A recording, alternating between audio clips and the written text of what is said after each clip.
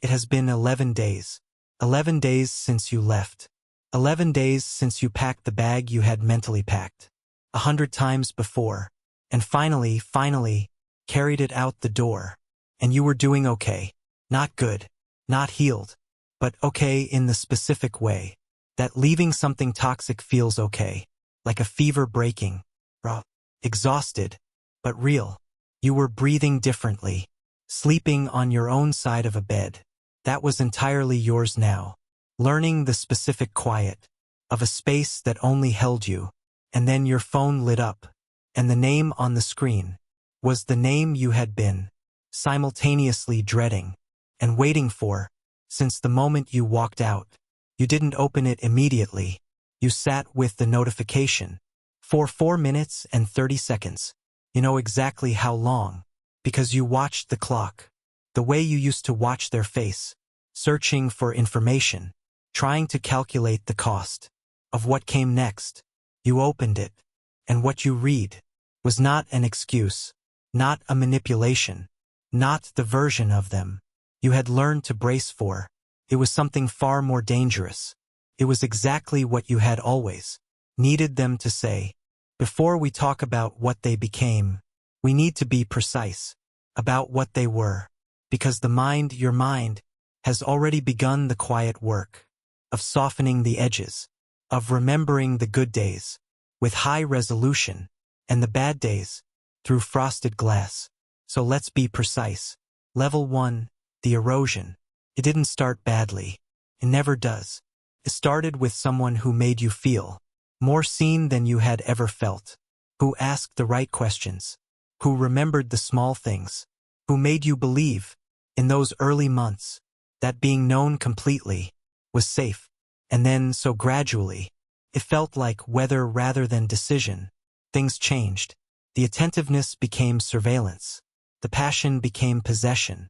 The intensity that once felt like love revealed itself to be something older and colder, a need to be the most important thing in your world, not because they treasured you, but because they could not function without the certainty of your devotion. Level 2, the cycles. Every relationship has patterns.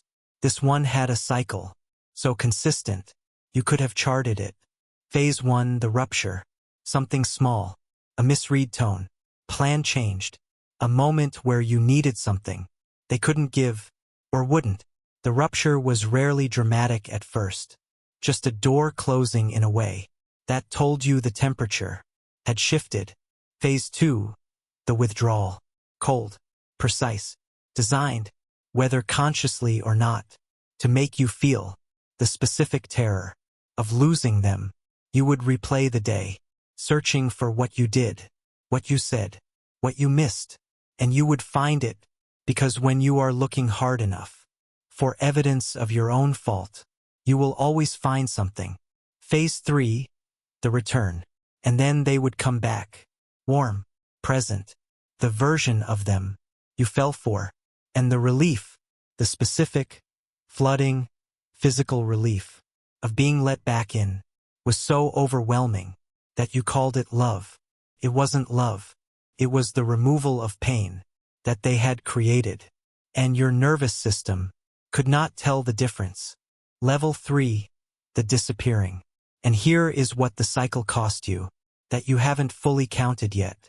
Version by version, conversation by conversation, you became smaller, not physically, not obviously, but the range of things you felt safe expressing around them narrowed. You stopped mentioning certain friends. You stopped pursuing the project they had made one too many slightly dismissive comments about. You stopped being the version of yourself that existed before them, not because they demanded it explicitly, but because the cost of being fully yourself in that relationship was a cost you learned through repetition. You couldn't keep affording. And the most insidious part? You thought it was growth. You called it compromise. You told yourself that relationships require adjustment, that the sharp edges of a self need sanding. What you didn't know, what you couldn't see from inside it, is that there is a difference between growth and disappearance. and you had been disappearing for a very long time. Now, the part you came here for, the part that is breaking you, in ways you don't have language for yet. Within days of you leaving, days not weeks, they changed. Not performed change. Not the kind of change they'd promised before, and delivered for exactly long enough to bring you back. Something that looked from every angle like the real thing. Rank 1. The accountability. They apologized. Not the apology you had received before, the one shaped like an apology, but functioning as a negotiation. I'm sorry you felt that way. I'm sorry, but you have to understand. This was different. This was specific. They named the things they did, the actual things, the withdrawal, the cycle, the way they made you responsible for their emotional regulation. They named it with a clarity and precision that you had spent years wishing they were capable of, and they were capable of it the whole time. Rank 2. The effort. They started therapy, because a mutual friend mentioned it, not maliciously, just as information, and the information landed like something thrown from a great height. They booked the first appointment for days after you left. For days. You had asked them gently, then directly, then desperately, for 2 years.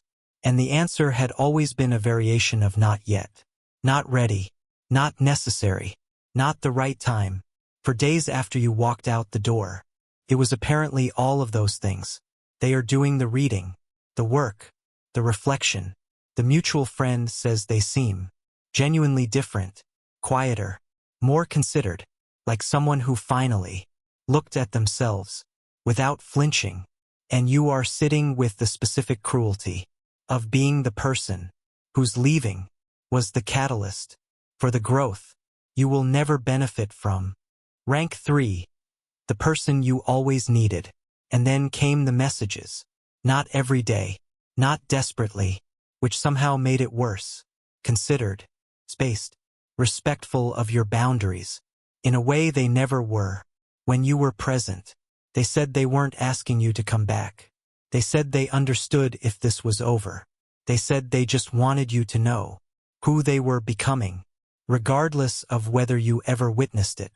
And in those messages was the person, the actual specific person you had spent years loving the potential of, the one you had caught glimpses of, in the good days, the days you stayed for, the days you used as evidence, that it was worth it, that they were capable, that if you were just patient enough, and loving enough, and present enough, they would arrive. They arrived. 11 days after you stopped waiting.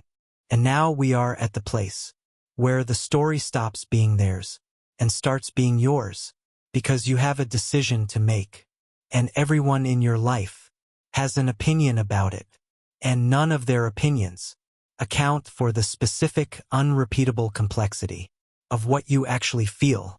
So let's lay it out. Honestly, option 1, you go back. You go back. Not because you are weak, not because you didn't mean it when you left, but because the evidence in front of you suggests that the person you loved was always real. They were just buried under everything they hadn't dealt with yet, and they are dealing with it now. People do change. The research says so. The therapists say so. Real, lasting transformation is possible when the conditions are right. Maybe leaving was the condition. Maybe you were the catalyst and the reward. The cost of this option is not what people think it is. It is not your dignity. It is not weakness. The cost is this: you will never fully unknow what they were capable of all along. The 2 years of asking, the 2 years of being told it wasn't possible. You will carry that knowledge into every good day, and you will have to choose, again and again, to let it be the past, and not the prediction. Can you do that? Not should you. Can you? Option 2, you stay gone. You stay gone. Not because you don't believe they've changed. Maybe you do. Maybe you fully believe that the person in those messages is real and lasting and everything you always hoped they could be.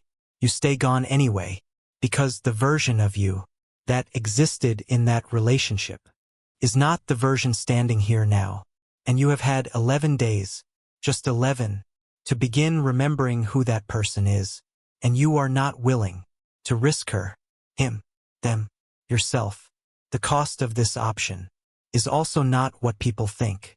It is not loneliness, or not only that, it is the specific grief of watching someone become what you needed them to be from a distance you chose and must keep choosing every day for longer than 11 days. It is knowing that the love was real, that the potential was real, that the person was real, and leaving anyway, not because the story was bad, but because you are no longer willing to pay the price of admission with pieces of yourself. Option 3, the one nobody talks about. You hold both things at once. You do not go back. You do not perform being okay with staying gone. You allow yourself to grieve fully the relationship, the potential, the version of them you always loved, the version of yourself you lost inside it. You let the grief be as large as it actually is, without using it as an argument for return.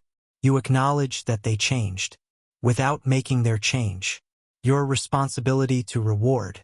You wish them well, genuinely, from exactly the distance you need to survive this, and you turn, slowly, without drama, back toward the project of becoming yourself again, the self that existed before the erosion, the one who is still there, quieter than before, waiting with more patience than you deserve, and more loyalty than you remembered.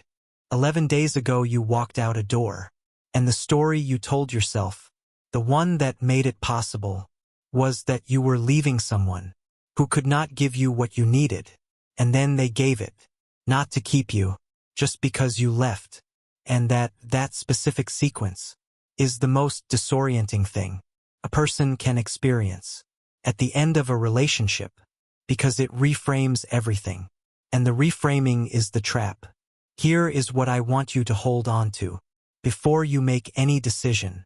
The leaving was not wrong, because they changed afterward. The leaving was right, because of everything that made it necessary. Those two things can both be true. Person can change, and the relationship can still be over.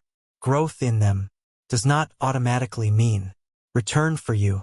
You did not leave to punish them. You did not leave to motivate them. You left because you had finally, after longer than you should have needed, chosen yourself.